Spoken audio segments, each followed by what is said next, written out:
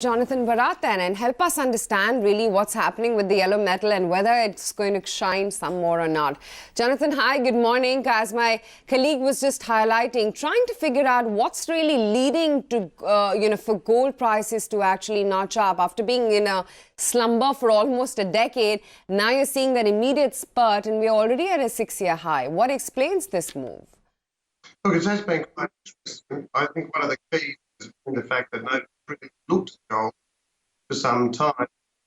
And since we've seen, I guess, under pressure, political concerns, all the fray in a market being ignored, we're seeing a lot of the market have come quickly. We've got you on an extremely bad line.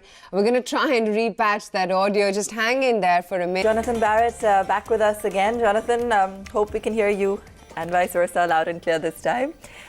Tracking that move on gold, and it's been a long time coming, and we're finally seeing the move on the heavy metal beyond those resistance levels. So the big question first off is, do you see this rally sustaining?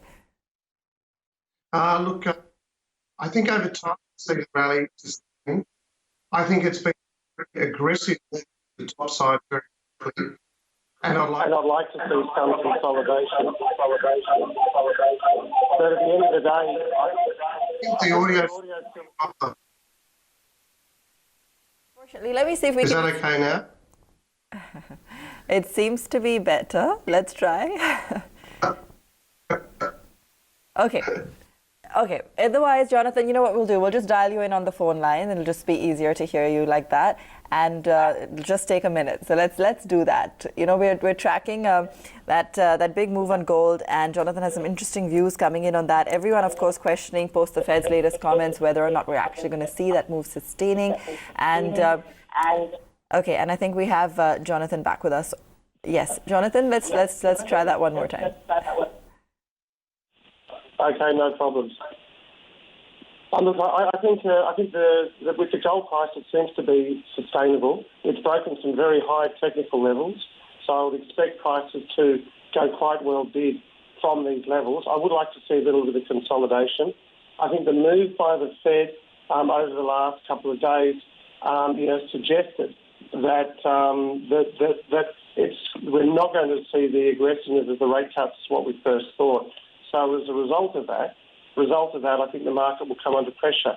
But having said that, it's broken some significant trends, multi-year trend lines, and as a result of that, I think dips will be well supported.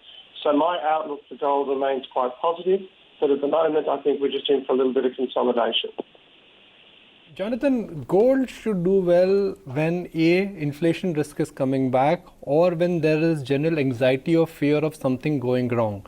Since gold has not been a very productive instrument in last couple of years, are you surprised that gold suddenly is up 10% in less than 1 month? Because there is frankly no fear in the world. Whatever US President Donald Trump is tweeting, or whatever feelers we are getting from China, or even for that matter Iran, I mean, it may be unsettling, but not that we could be, it is unsettling, but it is not something which is pointing to a really war-like scenario. I tend to agree the speed at which this move has caught a lot of people out of guard.